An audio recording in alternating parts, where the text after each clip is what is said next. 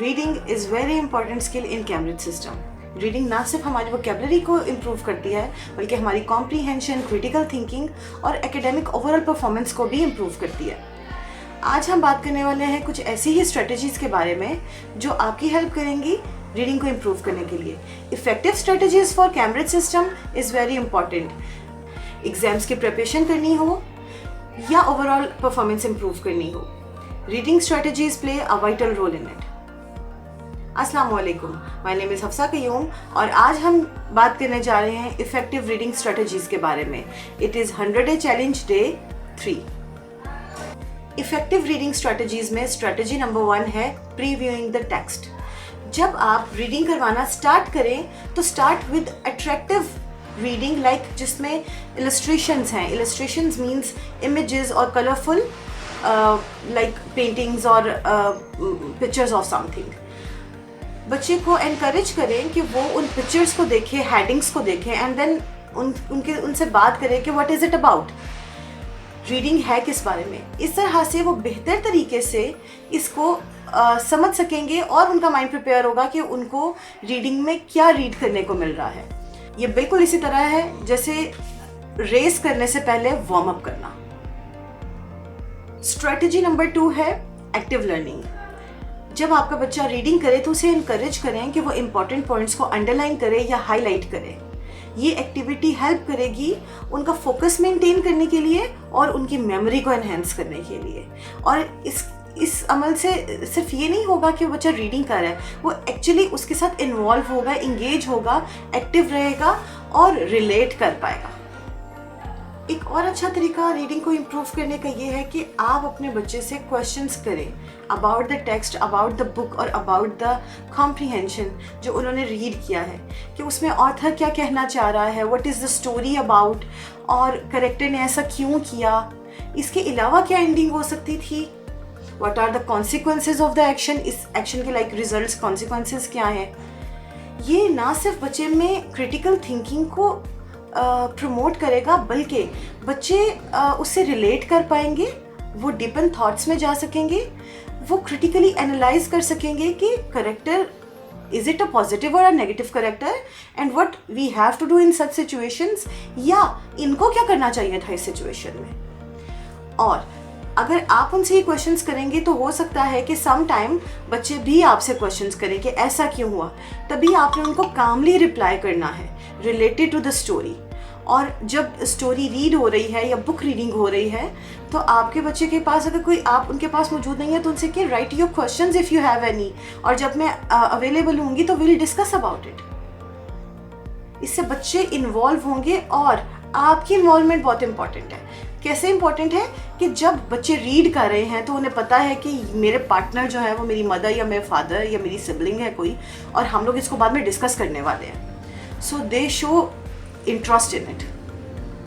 The fourth strategy is summarizing after the reading. आप अपने बच्चे को encourage करें कि जब उन्होंने रीडिंग कंप्लीट कर ली है तो वो उसको अपने वर्ड्स में समराइज करें।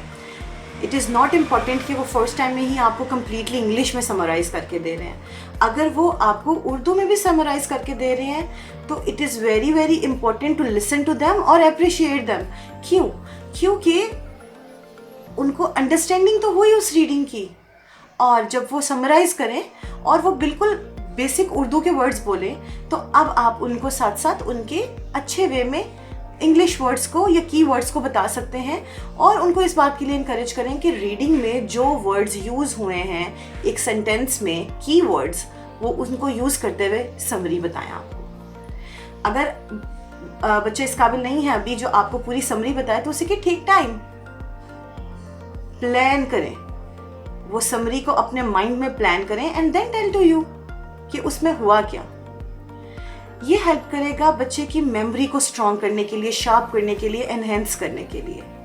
और इसी तरह से जो वर्ड्स उन्होंने रीडिंग में रीड किए वो उनको यूज़ कर सकेंगे, एंड नेक्स्ट टाइम जब वो रीडिंग करेंगे तो उनको पता होगा कि अब हमने, क्योंकि मैंने इसको समराइज़ भी करना है, तो वो समराइज़ करने के लिए वो पहले से ही प्रिपेयर रहेंगे और वो अपने वोकेबलरी को भी वहीं से ही गेन करना शुरू कर देंगे। और अगर आपने बच्चे के साथ ही पूरी रीडिंग को रीड किया है या आप उनके साथ सारे टाइम में इन्वॉल्व थे और आप उनसे समरी का पूछ रहे हैं और बच्चे कह रहे हैं मम्मा यू नो दैट कि हम लोगों ने इसमें क्या पढ़ा है, तो आप कहिए कि tell your siblings about that what you read in the story. और यही आप अपने दूसरे बच्चों के साथ करें। अगर हमारा एक बच्चा बड़ा है, एक छोटा है और वो आपस में एक रीडिंग लेवल पे या बुक पे नहीं है, तो छोटे बच्चे बड़ों को बताए कि उन्होंने क्या पढ़ा, बड़े बच्चे छोटों को बताए। और इसके लिए बहुत ज़्यादा टाइम नहीं चाहिए। आप एक दिन में आधा घंटा, 30 मिनट्स, 40 मिनट्स, 45 मिनट्स भी मैनेज कर सकते हैं। और आप ये भी कर सकते हैं कि आपने पूरे दिन की रूटीन आप फ्री हो गए, रात को एक टाइम रखिए जो आपका फैमिली टाइम हो, बच्चे रीड कर रहे हैं, you read, your your children read और द फादर रीड, सब रीडिंग करें और फिर एक दूसरे के साथ डिस्कस करें व्हाट आर दे रीडिंग। जिनकी भी बुक या चैप्टर कंप्लीट हो जाए वो सबको बताए कि उन्होंने क्या पढ़ा। ये प्रैक्टिसेस हमें अपनी घर की इन्वायरमेंट में लाने पड़ेंगे, बच्चों के अंदर लाने पड़ेंगे। और अगर हम लोग जॉइंट फैमिली सिस्टम में भी है, suppose to be we are in joint family system जो कि एशिया में बहुत कॉमन है, तो आप, आपके हस्बैंड, आप दोनों ही अपने बच्चों के लिए सोच सकते हैं ना। तो दोनों मिलकर एक स्ट्रेटेजी बनाएं कि रात को 9 बजे के बाद, 9:30 बजे के बाद, 10 बजे के बाद will sit together in the room, अपनी सारी एक्टिविटीज़ को तब तक फिनिश करना है और बच्चों को टाइम देना है। The last one and most important strategy is reading for player. Reading for player means आप अपने बच्चे को एनकरेज करें कि वो जो भी बुक या जो भी जॉनरा पढ़ना चाहते हैं, they will discuss with you. Like अगर वो एडवेंचर पढ़ना चाह रहे हैं, साइंस फिक्शन पढ़ना चाह रहे हैं, नॉवेल्स पढ़ना चाह रहे हैं, हिस्टोरिकल बुक्स पढ़ना चाहते हैं, फैंटेसी बुक्स पढ़ना चाहते हैं, whatever genre they want to read, आप उन्हें इनकरेज करें। Reading for pleasure is very important. अगर आप सिर्फ उनको सिलेबस की बुक्स में ही इन्वॉल्व करके रखेंगे तो उसको फेडअप कर देगा। वो स्कूल में भी वो बुक्स पढ़ रहे हैं, वो अपनी प्रिपरेशन एग्जाम्स के लिए भी, टेस्ट के लिए भी, हर चीज़ के लिए वो वही बुक्स पढ़ रहे हैं। प्लेयर के लिए एक्स्ट्रा बुक्स होना बहुत ज़रूरी है। फिगर आउट करें कि आपके बच्चे किस में इंटरेस्टेड है और उसी तरह की बुक्स विद इलस्ट्रेशंस उनके लिए अरेंज करें। और फिर जब बच्चे उनको बुक्स को पढ़ेंगे तो वोकैबुलरी तो खुद ब खुद आएगी ना। जब वो रीड कर रहे हैं, उनको समझ आ रही है, या फिर जब वो उसको सर्च कर सकते हैं the meaning of it, Aahista Aahista वही इम्प्रूव होता जाएगा। बच्चे वही काम खुश होकर करते हैं जिनमें उन्हें मज़ा आ रहा होता है। और अगर हम चाहते हैं कि हम स्किल्स डेवलप करें तो हमें उनकी स्किल्स डेवलप करने के लिए उन्हीं चीज़ों को उन्हें फैसिलिटेट करना पड़ेगा, उन चीज़ों के साथ जो उन्हें प्लेजर दे। अदरवाइज़ वो इसको एक बर्डन की तरह लेंगे और हम ज़्यादा देर ये कंटिन्यू नहीं कर सकेंगे। और फिर जब हम फोकस नहीं कर रहे होंगे तो वो इस एक्टिविटी को परफॉर्म ही नहीं करेंगे। सो वो सारी जो स्ट्रेटजीज और सारा जो मेहनत है वो वेस्ट हो जाएगा।